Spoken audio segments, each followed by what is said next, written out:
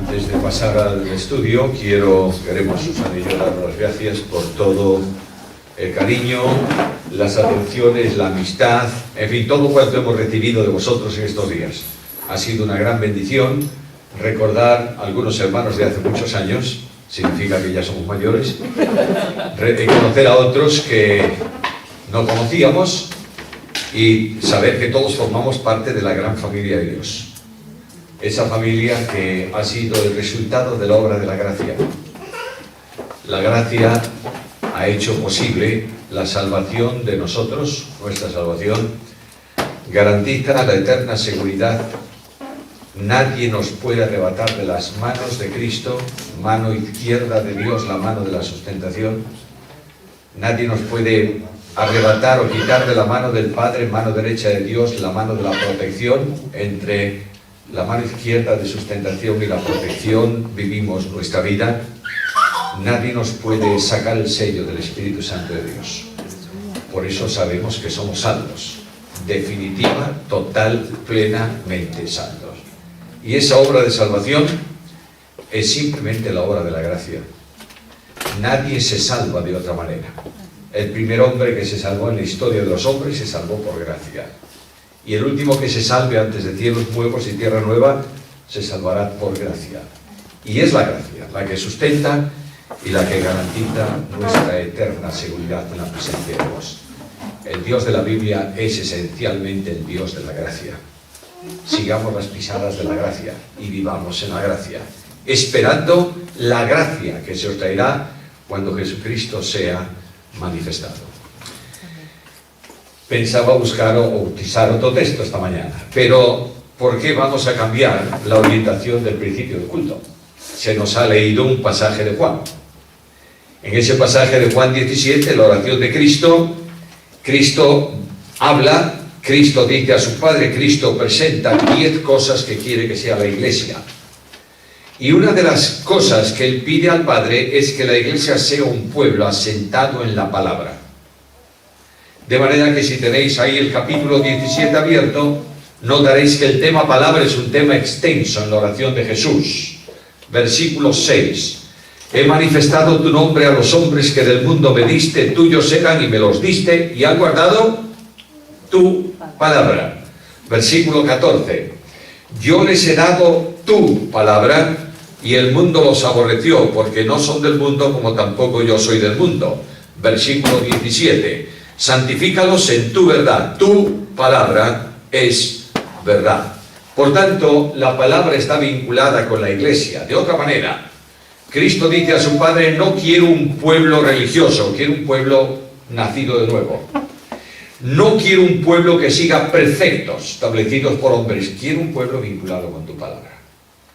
De manera que a la pregunta, ¿cómo conocemos a Dios?, hemos respondido ya dos cosas. Primero, necesito conocer a Dios. Segundo, necesito conocer a Dios por medio de Cristo, es el revelador de Dios. Si no conozco a Cristo, no conozco a Dios. Tercero, necesito conocer a Dios por la obra y persona del Espíritu Santo. Si el Espíritu Santo no ilumina mi mente, no puedo comprender, no intelectual, sino vivencialmente el mensaje de Dios. Ahora, no puedo conocer a Dios si no conozco la palabra. Y es muy interesante notar que Cristo hace un énfasis serio en la procedencia de la palabra. No está hablando de una palabra cualquiera. Permanentemente dice, les he dado tu palabra, la palabra que procede de ti. Por eso cuando Cristo hablaba, la gente se admiraba de su palabra, porque les hablaba como quien tiene autoridad, poder. ¿Por qué? No solo porque Cristo es Dios, eso lo sabemos, pero específicamente cuando Cristo habla, está hablando el hombre, Jesús de Nazaret. No podemos desvincular la humanidad de la deidad de la persona, pero no están mezcladas las dos naturalezas. Quien habla es el hombre con sus limitaciones, pero cuando habla ese hombre, es Dios que habla por medio de ese hombre. De manera que el impacto de la palabra de Jesús está en que les daba tu palabra. Un predicador del Evangelio puede ser muy elocuente, pero no tiene ningún poder si no predica la palabra. La palabra es el secreto de la edificación de la iglesia, de la conducción de la vida, y la palabra es la única fuente de autoridad para la conducta cristiana. Cuando a veces te preguntan, oye, tengo este problema, ¿qué te parece? La respuesta que a veces damos es esta: a mí me parece. Si a mí me dicen, a mí me parece, yo le digo, muchas gracias por lo que te parece a ti, muy respetable, pero lo que quiero saber es qué le parece a Dios.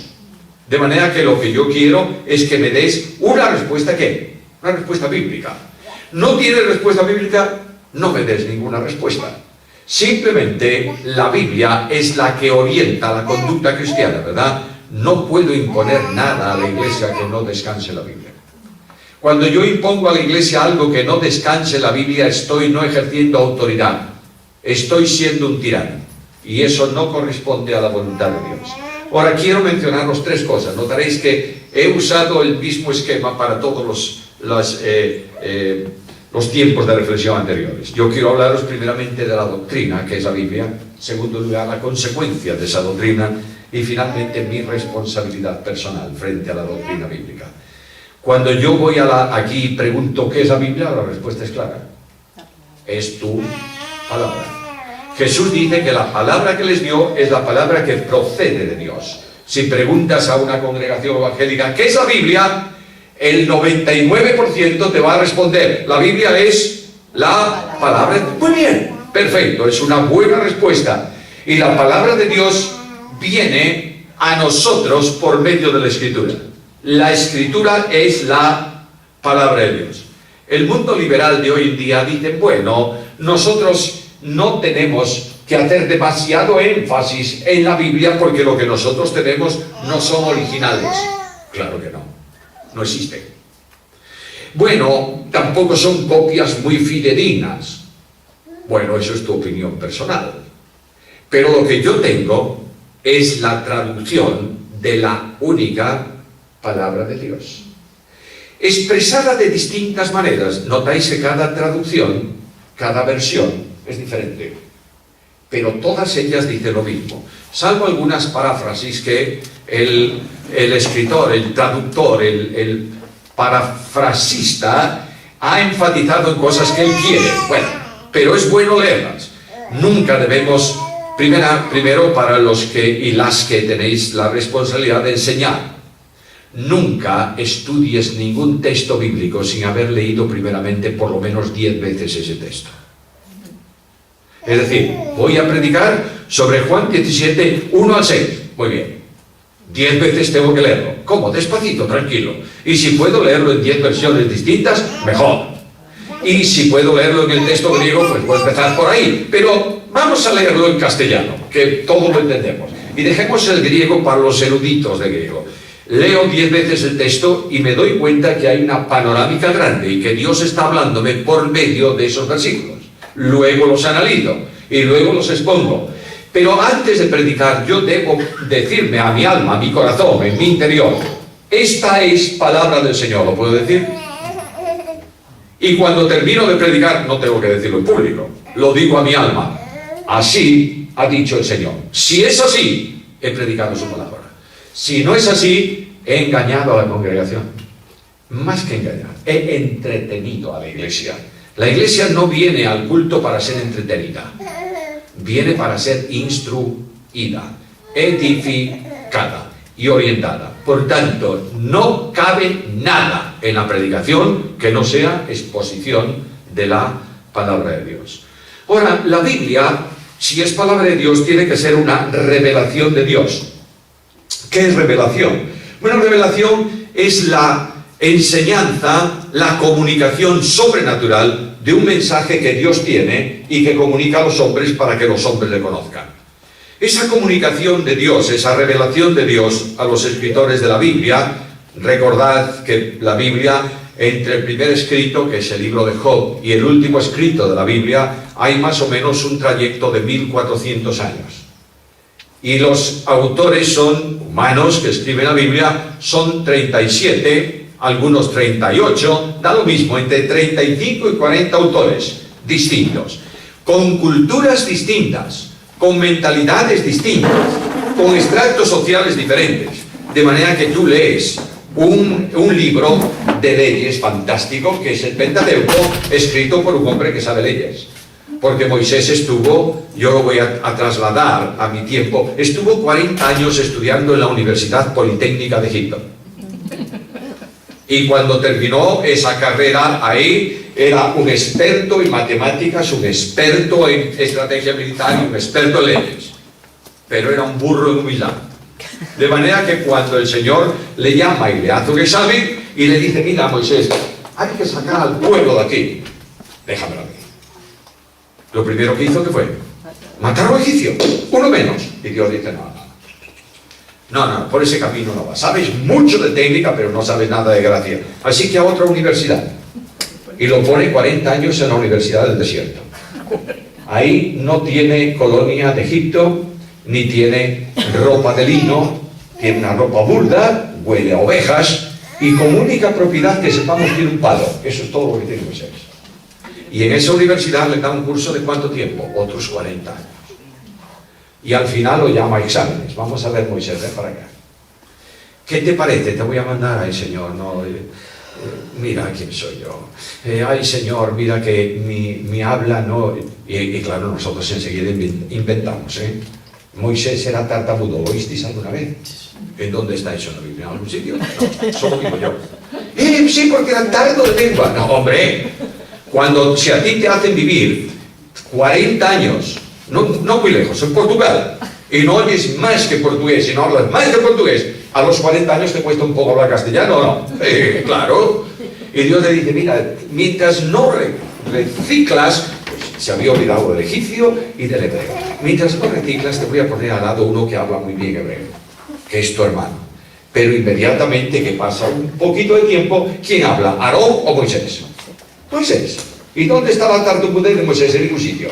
Esto nosotros somos muy dados a decir cosas. Ahora, a este le hacen un examen y al final se resiste tanto que Dios le dice, sobresaliente.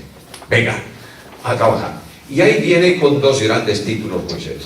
Moisés escribe un producto de su inteligencia dado por Dios en revelación, fantástico.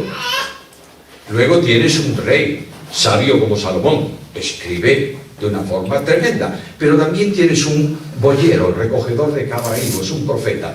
Su cultura debía ser muy básica, muy elemental. Por tanto, los autores que escriben de distintas maneras tienen algo en común. Todo lo que ellos escriben es palabra de Dios. Dios le reveló la palabra de distintas maneras, algunos por medio de visiones, a otros en sueños, como a Daniel, a otros en un éxtasis.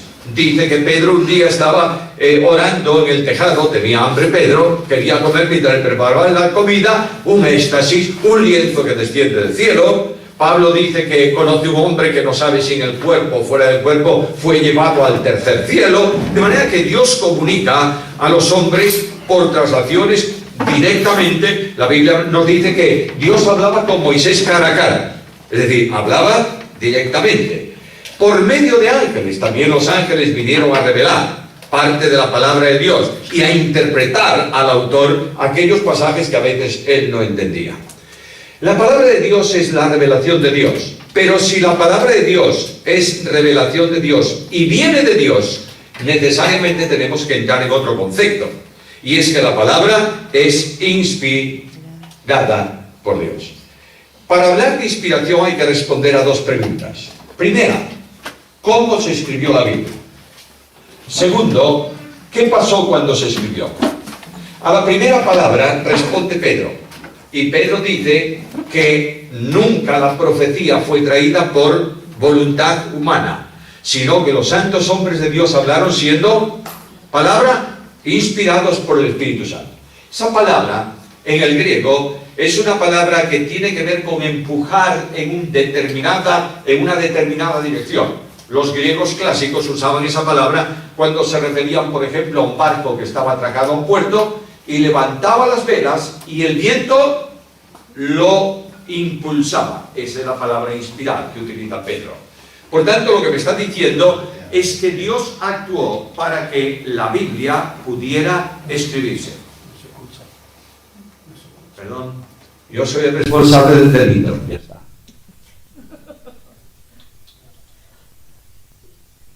¿Está bien? No, no está bien, pero está. Tenía apagado, estaba hablando por esto. Bien. Yo soy así. No tengo cura. Cuando tengo que estudiar ese aspecto de la inspiración de la Biblia, tengo que hacer varias preguntas, pero no, la Biblia no es un libro difícil. Por tanto, con un solo libro que habla me llega de sobra para entender cómo se escribió la Biblia.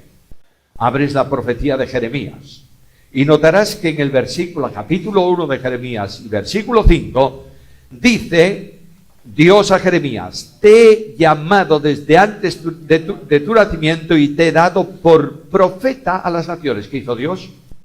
Escogió al autor. ¿Y por qué a Jeremías? Bueno, porque quiere. Ya está. Porque Dios es soberano. Hombre, pero había otros en Israel que valían también. Bueno, esto te parece a ti, pero Dios dijo: Jeremías, no tengo que discutir. Ya está. Escogió a Jeremías.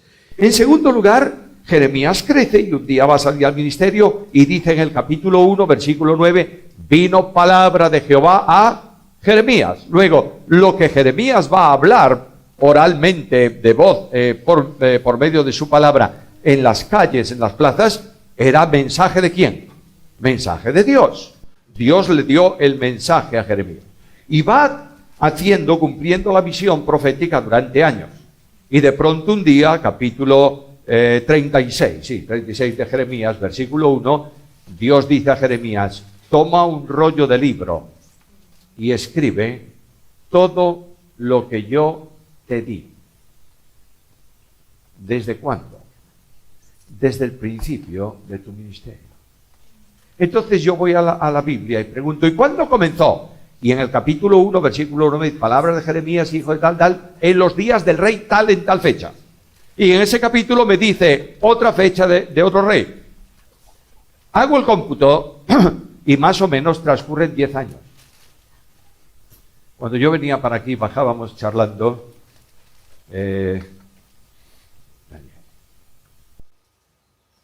Bajábamos Daniel y yo charlando. Yo le voy a decir a Daniel que se ponga aquí a mi lado y que os diga todo lo que hablamos.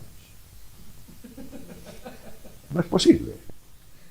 No se acuerda de todo, pero si hace media hora, ¿cómo puedes acordarte de todo lo que hablaste en 10 años? No es posible. Humanamente. Pero aquel Espíritu de Dios que comunicó el mensaje al profeta guarda su mente para que recuerde el mensaje y traslade al escrito todo lo que Dios le dijo a lo largo de 10 años. Por eso la Biblia es tan armónica. Por eso la Biblia es tan idéntica, digamos así, en verdades que se dicen en Génesis y en Apocalipsis. No hay diferencia, porque hay distinta expresión, pero es la misma verdad, porque el Dios que la comunica custodia para que eso se escriba. De manera que cuando Jeremías o cualquiera termina su escrito, lo que escribió, ¿qué es? Palabra de Dios. Por eso Jesús dice: no le he dado la palabra de los hombres, le he dado tu palabra. Cristo comienza su ministerio predicando el Evangelio y llega un momento en que Mateo relata el Sermón de la Montaña. ¿Qué hace Jesús en el Sermón de la Montaña? ¿Abrir qué cosa? La palabra. Y decirle: vosotros oísteis que hace tiempo que oísteis esto de la Biblia, ¿es verdad? Yo quiero daros la explicación de eso. Luego, además del mensaje, va a hacer la interpretación del texto bíblico. Ahora ya tenemos algo. Dios impulsó. Jeremías era un hombre que no quería continuar con su ministerio, lo sabes, ¿verdad? Cada vez que Jeremías hablaba tenía un problema. Dice: yo quiero ser fiel a ti, tú me das un mensaje, yo voy y lo digo, mira, cada día un lío, me maltrata, me tal, voy a terminar en una cisterna, estoy harto de esto. Desde mañana se terminó. Yo me voy a mis cosas y busca todo proceso. Y de pronto Jeremías dice: pero sentí un fuego ardiendo dentro de mí. Más fuerte fuiste tú que yo y me has vencido. ¿Por qué? Porque Dios dijo antes de nacer Jeremías: este es el profeta para las naciones. ¿Lo dijo el soberano? Lo de Isaías no puede resistirse. El impulso de Dios le obliga perdonadme que use esa palabra, a hacer lo que Dios quiere. ¿No lo dice Pablo también? Dice, me es impuesta necesidad, y ay de mí si no anunciare el Evangelio. De manera que el Dios que escoge, que comunica el mensaje, impulsa al profeta para que en cualquier circunstancia predique el mensaje que Dios le dio. De modo que fantástico. Leo el libro de Jeremías y digo, ¿habló Jeremías? ¿Escribió Jeremías? Sí. Pero lo que Jeremías escribió es la palabra de Dios. Ahora ya está escrito Jeremías. Estoy poniendo un ejemplo, ¿eh? Esto corresponde a toda la escritura. Y de pronto hay otra pregunta. ¿Y qué ocurre después de que se escribió? Y a esa pregunta contesta Pablo. En segunda carta a Timoteo, capítulo 3, versículo 16, cuando dice, toda la escritura es inspirada por Dios y útil para enseñar, para redarguir, para corregir, para instruir en justicia, a fin de que el hombre de Dios sea enteramente preparado para toda buena obra.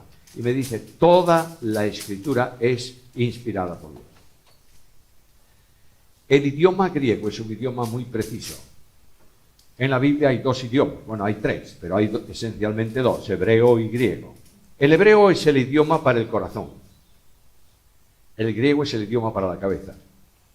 El hebreo tiene un vocabulario mucho más limitado, de modo que el hebreo utiliza muchas figuras para decir cosas. Por ejemplo, el que habita al abrigo del Altísimo morará bajo la sombra. Eso es figura.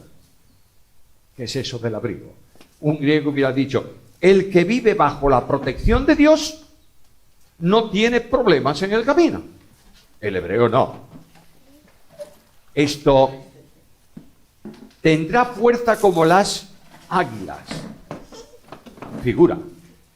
El griego no diría eso. Diría, tendrá un poder suficiente para hacer lo que sea. El idioma griego habla al intelecto. Cuando un griego, nosotros no podemos hacerlo, pero cuando un griego no tiene una palabra para expresar una idea, ¿qué hace? La inventa. La constituye, la forma. Nosotros tendríamos que utilizar una palabra que no está en castellano para traducir Juan 1:14. Aquel verbo fue hecho carne y habitó. Eso no, ese habitar, que no tenemos otro verbo, tendríamos que decir tabernaculeó. Puso el tabernáculo. No tenemos esa palabra en castellano. Es la Real Academia la que la va a decidir. Nosotros no podemos. Pablo dice, quiero decir qué ocurrió cuando se escribió, qué hizo Dios con el escrito. E inventó la palabra que traducimos por inspirar, que significa soplada por Dios. Literalmente esa palabra significa toda la escritura fue soplada por Dios. Cuando tú lees el libro de Génesis, notarás que Dios sopla. ¿Sobre qué? Sobre el polvo de la tierra. ¿Y qué ocurre cuando sopla? Le comunica vida. Voy a decir esto utilizando un lenguaje también figurado. El Espíritu Santo está detrás de Jeremías viendo cómo Jeremías escribe el libro. No lo está haciendo, no necesita. Estoy poniendo una ilustración. Y cuando Jeremías termina de escribir el libro, el Espíritu Santo lee el libro. Y dice, todo lo que aquí escribió Jeremías es palabra de Dios. Por tanto, el Espíritu sopla en el escrito. ¿Y qué ocurre? Hebreos 4:12. La palabra de Dios es viva y eficaz. Y más cortante que espada de dos filos, que penetra hasta el interior y separa, discierne, delimita los pensamientos y las intenciones del corazón. Dios comunicó vida a su escrito. La palabra viva y eficaz, ese adjetivo, tendríamos que usar dos, por lo menos, para dar el significado de esa palabra en el griego. Eficaz y eficiente. La diferencia es muy fácil de entender. Yo vivo en Galicia, ¿verdad? En Galicia llueve muy poquito, apenas llueve. De modo que salgo a la calle, me mojo los pies, no me los seco, me enfrío y me agarro un catarro. Me encuentro un amigo en la calle Y me dice, vaya catarro que tienes, ¿eh? Pues sí. Bueno, pues cómprate aspirinas. ¿Tienes aspirinas en casa? No, pues cómprate aspirinas y a la noche un buen cacharro de leche bien caliente con bastante azúcar. Si quieres poner otra cosa también, pero vamos, eso por lo menos, y una aspirina. Bueno, al otro día encuentro a mi amigo y me dice, ¿qué tal vas? Peor. ¿Pero te has comprado las aspirinas? Sí. ¿Pero no son eficaces las aspirinas para el catarro? Sí. ¿Pero solo son eficientes cuando? ¿Cuándo la tomas? ¿La tomaste? No. Entonces son muy eficaces, pero no son eficientes. Lo que dice el texto es que la palabra de Dios es eficaz y eficiente. ¿Funciona siempre, la leas o no? ¿Cómo? Sí. Jesús dice que en el juicio no necesita juzgarnos él. La palabra que os he dado, ella os juzga. No leí la Biblia, responsable. Leí la Biblia y no hice, desobediente, de manera que la palabra es siempre viva y eficaz. Cuando nosotros entendemos eso, nuestra vida cambia y la vida de la iglesia cambia. Tienes un ejemplo, a veces tenemos las mejores intenciones, ¿verdad? Yo no creo que los creyentes hagan algo con mala intención, no lo creo. Pero no vale la intención. Si no sintoniza con Dios, no sirve la intención. Un día David traslada el arca para la tienda que le pone en la ciudad del sitio donde estaba. Y David dice, este es un día fantástico, un día de júbilo, por tanto, yo voy a presidir esa procesión del arca, y lo que hace David es sacar la ropa real, el manto real, y vestir un efod de lino. Su mujer lo ve desde el balcón del palacio real, y dice, qué vergüenza, el rey de Israel desnudo delante de las criadas. No es que estaba sin ropa, es que no llevaba la ropa real, era uno más. ¿Por qué? Porque el rey de reyes, en la figura del arca, era el que tenía el honor, y él estaba como un hombre del pueblo. Y dice, esto no es bastante, eso de llevar el arca a hombros de los sacerdotes. Vamos a impactar. Vamos a poner un carro nuevo y unos buenos bueyes que tiren del campo. Y ahí va el arca al estilo filisteo. Los filisteos llevaron el arca a un carro, la devolvieron a un carro.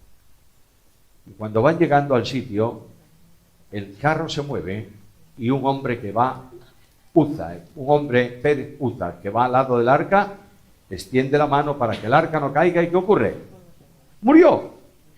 Un día de júbilo se convierte en un día de lágrimas. ¿Por qué? Porque David no leyó antes del traslado cómo Dios había decidido hacerlo. La segunda vez sí que lo lee, y la segunda vez va a hombros de los sacerdotes. A veces nosotros decimos, bueno, en la iglesia esto debe ser así. ¿Por qué? Porque es lo mejor. ¿Coincide con la Biblia? ¿Está en la Biblia? ¿Lo tomas de la Biblia? Luego tendrás muy buena intención. Pero si no corresponde con el pensamiento de Dios, no sirve para nada. Va a ser un problema más que una bendición. Ahora, cuando yo voy a la Biblia, tengo que hacer una cosa, leerla e interpretarla. Vosotros sabéis que cualquier libro hay que interpretarlo para entenderlo, ¿no es esto? No sé cuántos de vosotros leísteis El Quijote. Uno empezó a leer. Bueno, El Quijote. Yo he leído por lo menos 5 veces El Quijote entero. De modo que sé muchos pasajes de memoria del Quijote. Voy a daros uno y decidme que entendéis. Es el capítulo 6. La del alba sería cuando Don Quijote salió de la venta, tan contento, tan gallardo, tan alborozado por verse ya armado caballero, que el gozo le reventaba por las cinchas del caballo. ¿Qué dije? Que no cabía en él. No, esas son.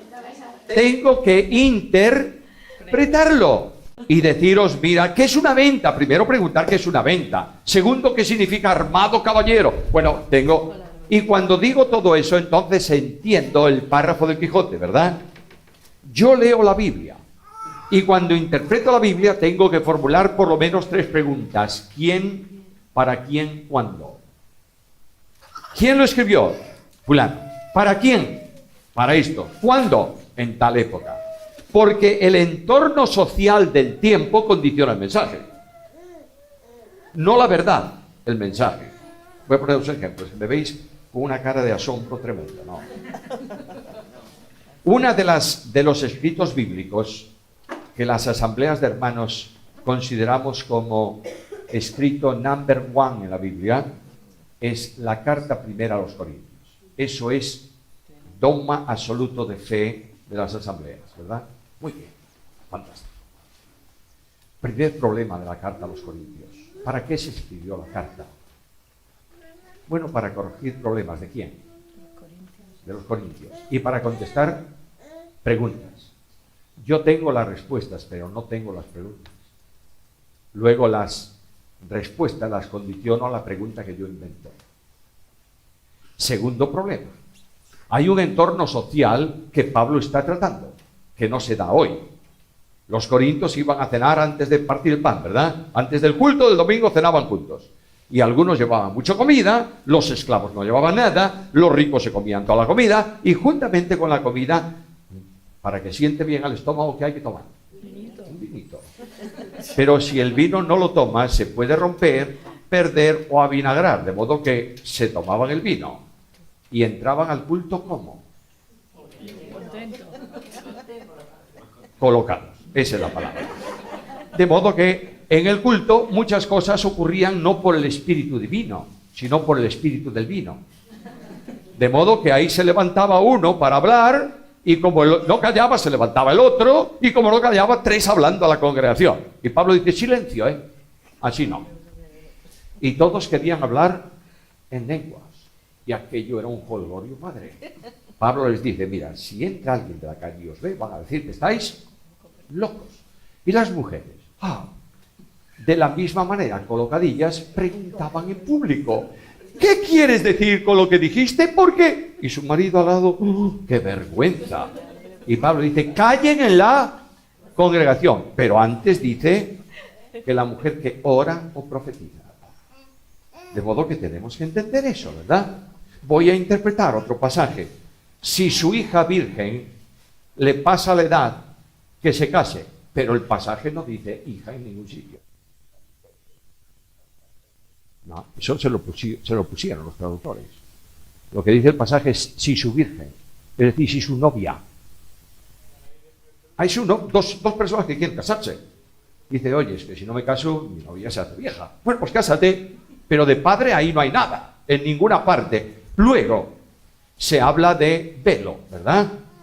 No, se habla de cobertura, con un verbo, no con un sustantivo. Pablo tiene una palabra para velo que está ahí, en el fondo del capítulo, pero no la usa nunca en el capítulo. Usa un verbo. Cubiertas con lo que cuelga hacia abajo, es lo que dice literalmente. ¿Qué es eso? ¿Tú lo sabes? Yo no. ¿Lo sabían los corintios? Seguro que sí. Entonces yo me invento el tema velo y al final añado además la mujer tenga señal de autoridad sobre... Pero señal no está en ningún texto griego. Lo que está es la mujer tenga autoridad sobre su cabeza. No es lo mismo tener autoridad que tener señal. Señal es poner un gorro. Autoridad es controlar la cabeza. De manera que el entorno social de la epístola y los problemas son determinantes para interpretarla. Cuando hablamos de divorcio, cada uno tiene su parte, y unos se acuden a las palabras de Jesús, a no ser por causa de fornicación, otros dicen que eso no era así, y armamos un cisco. La interpretación significa qué dijo, para quién lo dijo, cuándo lo dijo. Ahora, ¿la verdad bíblica continúa o no? Sí. Cristo aborda un problema de divorcio en un entorno social en donde había una escuela rabínica que decía, se puede uno divorciar por cualquier cosa. Si llegas a tu casa, esto está escrito, en los manuales, si llegas a tu casa y tu mujer quemó la comida, puedes divorciarte de ella, claro.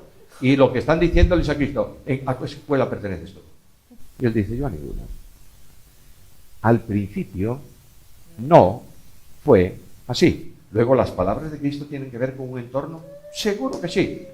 Y algunos dicen, bueno, pero, por ejemplo, las pastorales no tienen nada que ver con el entorno social. Son cartas dirigidas para la Iglesia Universal. ¿Seguro? ¿En dónde estaba Timoteo cuando Pablo escribió la carta? En Éfeso. ¿Cuál es el problema de Éfeso? Escucha lo que dice Jesús en Apocalipsis. Tengo contra ti que has dejado tu primer amor. Luego el condicionante de las pastorales tiene que ver con Éfeso. Tengo que sacar de la cabeza los prejuicios históricos y teológicos. Estoy en una posición, ayer hablábamos de la posición de redención o expiación limitada o ilimitada. Si yo soy un calvinista de 5 puntos, interpretaré la Biblia de esa manera. Y si soy un calvinista de 4 puntos, interpretaré la Biblia de otra. La escuela teológica condiciona terriblemente. Voy a poneros un ejemplo. Si yo os digo ahora mismo, ¿qué es el reino de Dios y qué es el reino de los cielos? Si tú perteneces al dispensacionalismo extremo, dirás que el reino de Dios es una cosa y el reino de los cielos otra. No, señor. El reino de Dios es una manifestación progresiva de la autoridad de Dios en el mundo. Nunca ha dejado de haber reino, y el milenio será una manifestación más del reino de Dios en un tiempo futuro. ¿Me estáis siguiendo? Para cumplir unas promesas y unos pactos. Pero tú estás en el reino o no. No, sí, señor, claro que sí. Si no estás en el reino, no eres salvo. Porque Dios nos libró del poder de las tinieblas y nos trasladó ¿a dónde? Al reino de su amado. Luego tenemos que interpretar la Biblia sin condiciones. Por eso Jesús, cuando en el Sermón de la Montaña interpreta la Escritura, dice, vosotros oísteis que fue dicho, y vosotros sabéis lo que dicen estos. Por ejemplo, en el caso del adulterio, los fariseos decían que es pecado de adulterio cuando te toman en el mismo acto adulterario. Pobrecitos. Casi nunca se toma un adúltero en el mismo acto. Un día agarraron a 2 en el mismo acto y trajeron a una. Él no, él se escapó. Esas son historias. Pero lo que sí quiero, dice Jesús, es, mira, el que piensa hacerlo ya cometió el pecado. Porque si no lo hace físicamente es porque no tiene posibilidad, pero lo ha deseado, ha transgredido el mandamiento. Está dando la interpretación correcta al versículo. Ahora, ¿cuál es la consecuencia de eso? Dios por Pablo, me manda algo muy serio. Le dice a Timoteo, te encarezco delante de Dios y de nuestro Señor Jesucristo y de sus ángeles que prediques la palabra. Timoteo, en el púlpito de la iglesia no cabe nada más que la palabra, solo la palabra. Nada más que la palabra. Ahora, cuando yo hablo de la palabra, estoy hablando de un elemento en singular con un artículo. No estoy hablando de algo de la palabra, estoy hablando de la palabra. Y Pablo dice, nadie puede acusarme de que os he dado todo el consejo de Dios. Ahora, ¿qué significa esto? Significa que la iglesia tiene que conocer la Biblia. Hay iglesias que nunca han oído una exposición del libro de Levítico. Esas iglesias nunca entenderán hebreos. ¿Y qué me dices de Cantar de los Cantares? ¿Y Sofonías? ¿Y Abdías? ¿Y Malaquías? Parecen más enfermedades que libros de la Biblia. Y tú dices, Nahum 1:7. Y ves alguno que, ¿qué dijo? Nahum, ¿na qué? Índice. Y cuando llega a encontrar Nahum, que además como no lo lee nunca, están las hojas pegadas, cuando encuentra Nahum terminó la reunión. Nos hace gracia, es una tragedia. La Biblia no puede dejar de estar en el púlpito. La Biblia tiene que ser predicada e interpretada correctamente. Hay 2 corrientes peligrosas en esto. Estaban ya en los tiempos de Jesús. Por un lado está el mundo liberal, que lo que hacen es quitar a la Biblia, ¿verdad? Ahí tenéis los saduceos de los tiempos de Cristo. Esto viene el juicio de Dios, ¿qué va? No hay resurrección. Va, le sacamos eso y terminamos. Es que vienen los ángeles, van a castigarte porque Dios puede mandar un ángel. No existen los ángeles. Bueno, esto no ha desaparecido hoy. El mundo liberal de hoy está destruyendo la Biblia, porque Satanás tiene intención de destruirla. Y no creas tú que está lejos de las iglesias, ¿eh?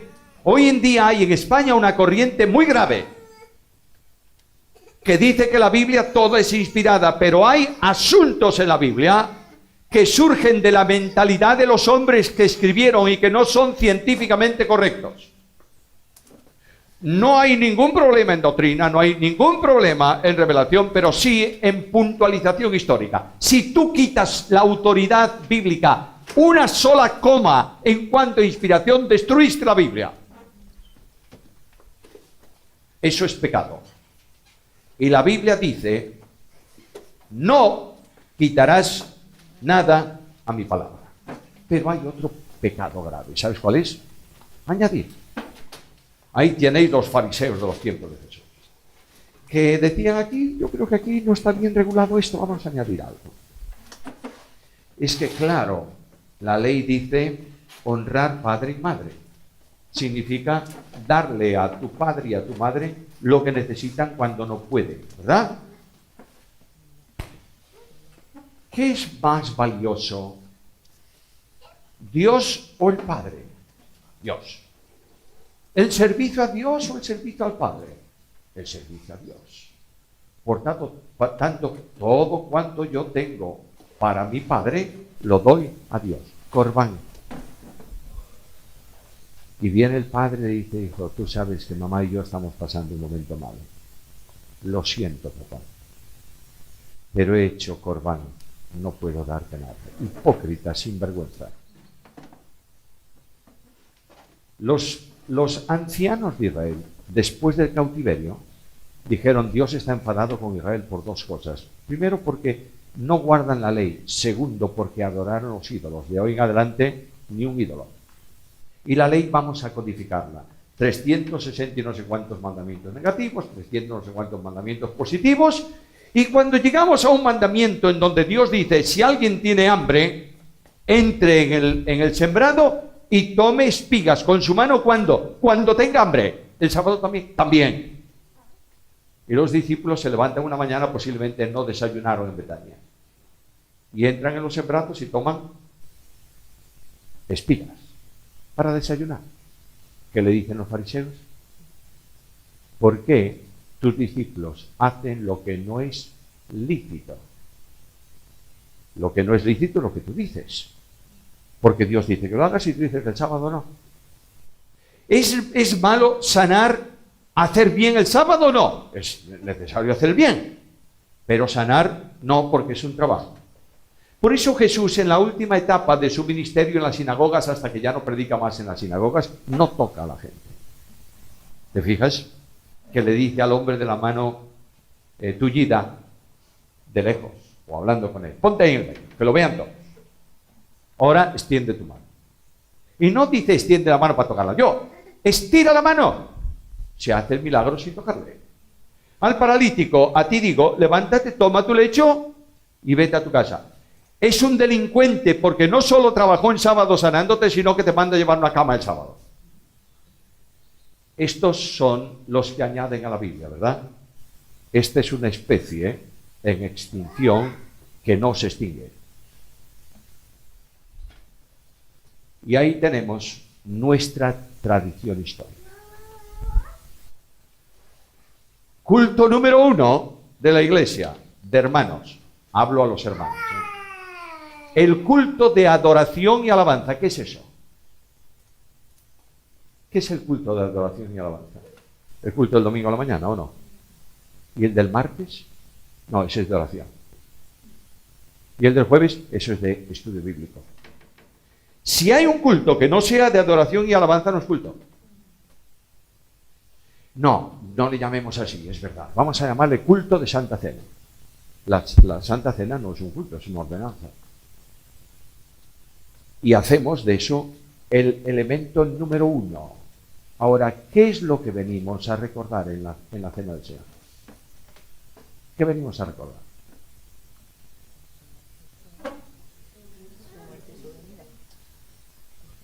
Yo os pido que me deis un solo versículo que diga que venimos a recordar la muerte del Señor. Solo uno. Si lo encuentras, pido perdón. La muerte del Señor anunciáis. Muy distinto, ¿eh? Si tú vienes a recordar solo la muerte, ¿cómo es el culto? Fúnebre. Tema, muerte. Tema, agonía. Tema, cruz. Lento. Lentísimo. No, Señor. Yo vengo a proclamar que Cristo murió y que resucitó y que está en el culto. Y vengo a decirle santo, santo, santo, con gozo porque está vivo. ¿Entiendes esto? Cuando tú añades tu tradición a la Biblia, estropeas la Biblia. Ahora tú puedes decir, es que el tema de esta reunión solo va a ser la muerte del Señor. Bueno, está muy bien, es tu decisión, pero di que es tu decisión. No digas que es la autoridad de la Biblia. Y como esto, muchísimas cosas más, ¿verdad? ¿Por qué? Porque, mis amados hermanos, la Biblia no se está enseñando en las iglesias. Estamos enseñando algo, pero no estamos enseñando toda la palabra de Dios. Mirad, yo amo el movimiento de los hermanos, porque nací en él, lo respeto y entiendo que ha sido uno de los movimientos espirituales más grandes que ha habido en la historia de la iglesia y más bíblico. ¿Sabes por qué? Porque el movimiento nace para mantener la comunión y la unidad de los creyentes. Así nacieron las asambleas. Los hombres del primer tiempo del movimiento de las asambleas eran grandes conocedores de la Biblia y del texto griego. Eric Sauer, Robert Ironside,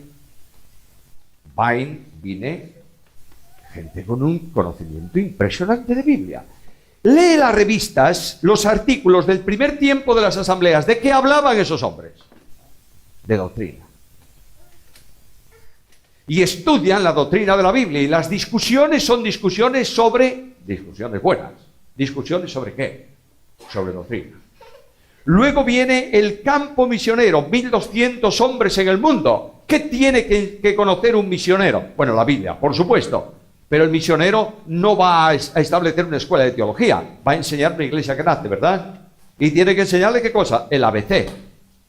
Luego se conformó el segundo nivel de las asambleas en el ABC. Ya no discutían de doctrina, estaban discutiendo de prácticas. Si una copa o varias copas, si pantalones o no pantalones, si velo o no velo, si cabello largo o cabello corto, si pintarse o no pintarse. Y finalmente, la generación actual de líderes de mi edad discute por principios. ¿Oísteis alguna vez eso? Defendamos nuestros principios. Mira, los principios que hay que defender son los de la Biblia. Si los míos coinciden con la Biblia, fantástico. No coinciden, abro la ventana y tiro los míos al gallo. Y establezco los principios de Dios. La iglesia hoy está estresada, constreñida y aplastada, porque le hemos puesto no Biblia, le hemos puesto principios. Y estos principios traen un condicionante que tarde o temprano te llevan inexcusablemente al legalismo, porque te llevan al literalismo del texto. De manera que el texto no se interpreta en extensión, sino lo que dice. ¿Qué dice? A, B, C, D. Pues eso, nada más que eso, no, señor. Eso no es así. El literalismo de la Biblia causa serios problemas. Estaba una vez en un lugar en donde la gran discusión y la consecuencia era esta. ¿Pueden las mujeres poner pantalones o no? Hoy nos reímos, ¿verdad? Bueno, esto hizo muchos años, ¿no? Y yo estaba en una conferencia. Primero me invitan a una conferencia y me dicen, mira, Samuel, te invitamos a esta conferencia y por primera vez en la historia de esta conferencia vamos a dejar que estén presentes las mujeres. Yo dije, qué bárbaro, qué avance. Dejar que la mujer venga al culto es un avance muy importante. Por tanto, te vamos a pedir algo, que el tema de mañana, que era un tema, lo cambies. Ah, muy bien. ¿Y qué queréis que diga mañana? Que hables de pudor, decoro y modestia. Claro, ¿qué querían que yo hiciera? Que ya que las teníamos ahí delante. ¿Eh? Entonces yo comencé aquella conferencia diciendo, me han pedido un tema que no se suele tocar nunca, o casi nunca. Pero si este se pone, ¿cómo no? Si esto es lo que tocamos todos los días. Porque el tema de pudor, decoro y modestia no tiene que ver con ropa en la Biblia, tiene que ver con corazón. ¿A quién hablé? A los líderes de la iglesia masculinos. Claro, no gustó nada. Al final, preguntas, como hoy. Las preguntas eran unas preguntas fantásticas. Me apuntaban a la línea de flotación del barco, ¡fas! ¡Venga! Lo que pasa es que yo ya tengo unos cuantos años de experiencia y me apartaba, pasaba el torpedo. Segundo, contestaba la pregunta como a mí me daba gana, porque tú me puedes preguntar y yo te voy a contestar lo que yo quiero. Pero al final de todo, se levanta un hombre ahí en el medio y dice, bueno, vamos a ver, la última pregunta. Bueno, dígame usted, ¿las mujeres pueden poner pantalones o no? Y yo le dije, ¿tiene usted un texto bíblico para decir sí o no? Sí, lo tengo. Bueno, venga para acá. Léalo. No desde dónde está, aquí, a mi ladito. Deuteronomio 22. No vestirá el hombre ropa de mujer, y la mujer ropa de hombre, es abominación a Jehová. Muy bien, fantástico. Ahora yo le voy a enseñar algo. Y saqué mi chaqueta. Por supuesto, chaqueta y corbata. Estamos en el campo, pero chaqueta. Saqué la chaqueta, verano. Y dije yo, Señor, ojalá tenga en la etiqueta lo que yo busco. Si no, voy a decir, saqué la chaqueta para pegarme con usted, pero no. Saqué la chaqueta y allí estaba lo que buscaba, la etiqueta de la chaqueta. ¿Sabes qué ponía? Lana, 70%. Rayón, 30%. Yo le dije, ahora, por favor, 4 versículos más adelante, léame. No vestirá ropa de lana y lino juntas. Por tanto, usted me dice qué hago con la chaqueta, si la puedo poner o no. Y yo le contesto qué hay que hacer con los pantalones, si se pueden usar o no.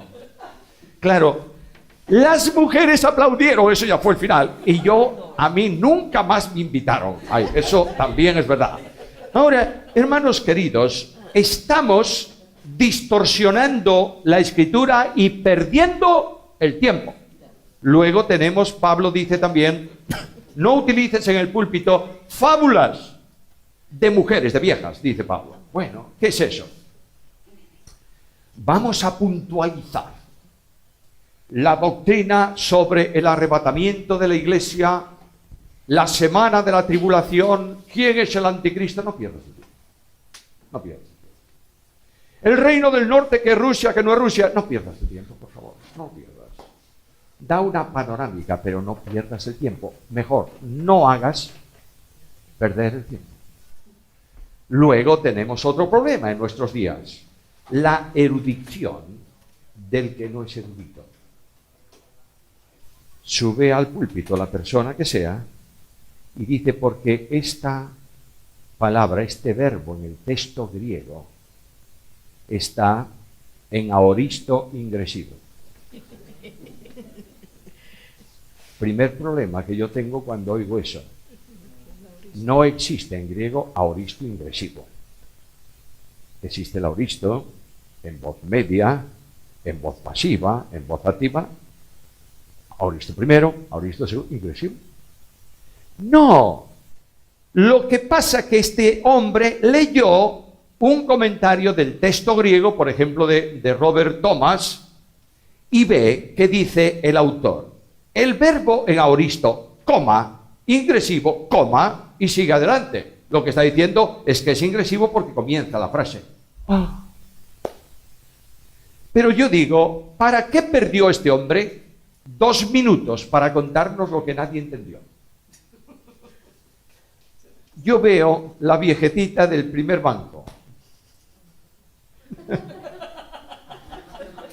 Del segundo banco, porque en el primero no hay ninguna.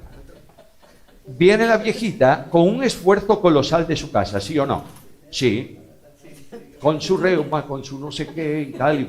Y allá llega al culto para sentarse. Y ella, antes de salir de casa, dijo al Señor: Señor, que tu palabra me dé algo hoy. El verbo está ahorista. ¿Qué me importa a mí? Si no tengo ni idea de lo que es el verbo. Yo quiero saber qué tiene Dios para mí hoy. De modo que cuando yo salga esta mañana de aquí, no tenga que preguntarle a mi nieto: ¿qué es un agonito?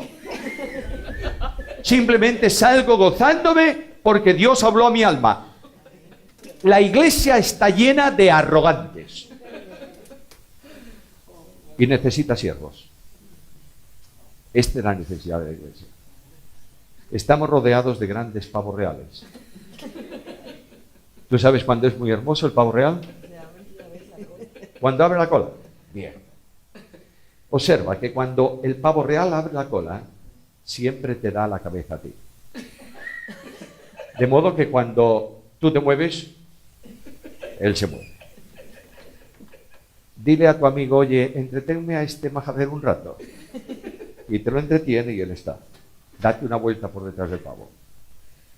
Verás una trasera llena de pelos blancos horrorosa y dos patas negras tremendas. ¿Sabes cuándo es bello el pavo? Cuando tiene la cola baja. Necesitamos menos impacto personal, porque lo que tiene que brillar en el púlpito no es el predicador de turno, es la palabra de Dios. Y cuando una persona predica la Biblia, impacta a la congregación, bendice a la iglesia, reorienta la vida y sobre todo lleva gloria al Dios de la palabra. Hermanos amados, tengo que recuperar la Biblia en la iglesia. Es urgente. Y tengo que establecer en la iglesia grupos para estudiar la Biblia. Tú no puedes enseñar la Biblia a un hombre que lleva 22 años en el Evangelio junto con un niño de 6 años. No puedes. Ni puedes enseñar la Biblia a un recién convertido al nivel que tienes que enseñarla a una persona madura espiritualmente. Por tanto, los líderes de la iglesia tienen que saber lo que Hebreos dice, que los rudimentos son para los niños, pero nosotros hemos avanzado para poder tomar vianda sólida. La iglesia necesita ser enseñada en Biblia. La Biblia tiene que estar en el hogar. Me impresiona mucho saber que todos los años la Unión Bíblica tira notas bíblicas porque no se las compran. No porque la iglesia en España ha madurado tanto que no necesita las notas bíblicas, no por eso. Simplemente porque no se lee la Biblia. A veces se hace en nuestra iglesia un día que se llama Día Pro Templo. ¿Sabes lo que significa? Vamos a limpiar del tejado al sótano. Uf. Entre otras cosas, recoges Biblias por un montón de sitios. Y el domingo pones esas Biblias en una mesa en la entrada y dices: todos aquellos que le falte una Biblia, pídala. ¿Qué significa? Si tú la dejas ahí, a lo mejor tienes una en casa, fantástico. Pero mucho me temo que no has leído la Biblia por la semana porque no tienes una Biblia. Vamos a leer la Biblia durante un año entera. No hay disculpa para no hacerlo. ¿Cuánto tiempo lleva leer la Biblia más o menos diariamente? 10, 15 minutos. Lo que ocurre es que a lo mejor tengo que darle al botón de la televisión unos minutos y resulta que está jugando el Málaga y no sé qué otro más. Y ese es un problema. Y después de eso tengo que irme a la cama. No. La palabra de Dios. ¿Cuándo? Especialmente, si es posible, al principio del día. Hombre, al principio del día es que no puedo dedicar 10 minutos. ¿Puedes dedicar un minuto o no? No salgas nunca de tu casa sin haber leído un texto bíblico. Porque ese texto que tú llevas va a orientar tu vida por la mañana, ¿verdad? David es un hombre lleno de preocupaciones, de problemas. No duerme bien David. ¿Y qué dice David? En tu ley medito de día y de noche. Estamos viviendo en un retroceso en relación con la Biblia colosal. Los padres no leen la Biblia con los hijos. No esperes que los hijos amen la Biblia. El padre se impone a la brava, a un hijo. Y cuando el hijo le pregunta, ¿por qué no puedo ir aquí? El padre le dice, ¿por qué no? Eso es la ley de los maometanos. No puedes ir ahí porque tu padre no va, porque la Biblia dice. ¿Está claro? Porque dice en Deuteronomio que cuando la Biblia está sobre el corazón, la enseñas a tus hijos. No exiges que tu hijo memorice la Biblia, que es necesario. ¿Sabes? Hay un problema muy serio hoy, no en la iglesia, en la facultad de teología. ¿Sabes lo que pasa? A veces yo estoy enseñando ahí en la facultad, digo un texto y me doy cuenta que nunca han oído el texto. ¿Por qué? Porque no lo han leído. Se lee poco la Biblia. Si tú no memorizas el texto, si no al dedillo por lo menos parecido, no puedes usar una concordancia. Yo te regalo una concordancia, toma, para que puedas encontrar todos los versículos de la Biblia. ¿Cómo voy a buscarlo si no sé que existe un texto que dice esto? No lo puedo encontrar. Estamos viviendo un tiempo de miseria espiritual.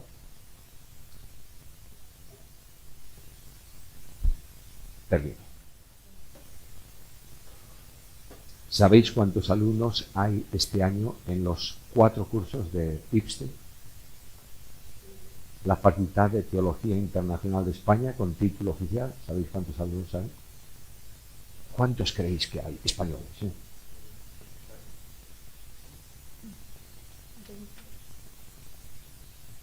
15 alumnos.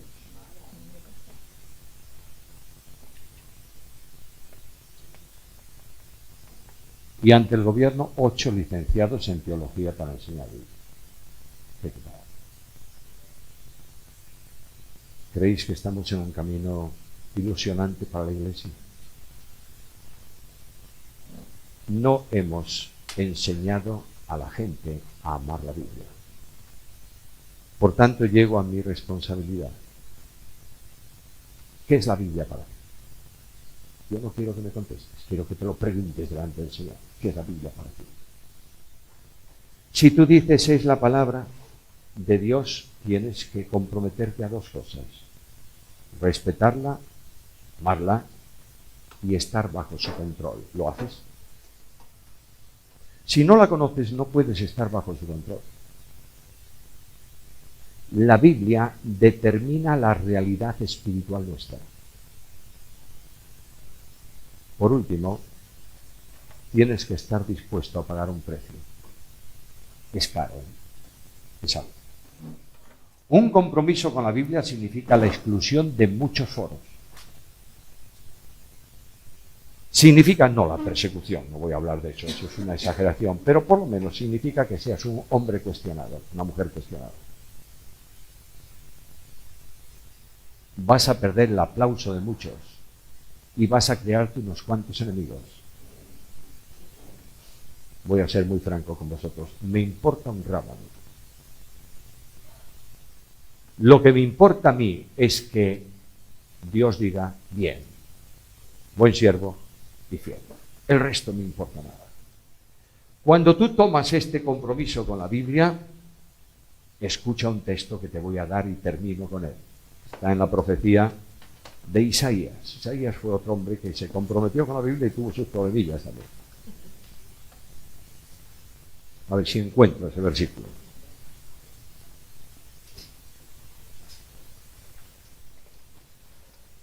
Capítulo 54, es el texto que dejo con vosotros. 54, versículo 15. Si alguno conspirare contra ti, lo hará sin mí. El que contra ti conspirare, delante de ti caerá. He aquí yo hice al herrero que sopla las ascuas en el fuego y que saca la herramienta para su obra, y yo he creado al destruidor para destruir. Escucha ahora el versículo.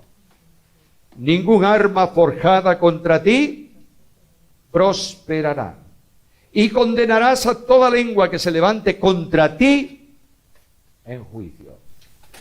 ¿Por qué? Porque esta es la herencia de los siervos de Jehová, y su salvación de mí vendrá, dijo Jehová. Hermanos míos, olvidaros de todo cuanto os he dicho, pero no apaguéis el espíritu. Que el Espíritu Santo de Dios conduzca tu pensamiento y tu vida a lo único que tiene verdadera importancia. ¿Sabes qué es? La Biblia. Solo la Biblia. Nada más que la Biblia. Cristo. Solo Cristo. Nada más que Cristo.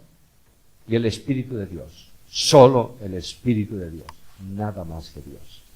Y Dios estará con vosotros. A Él sea la gloria.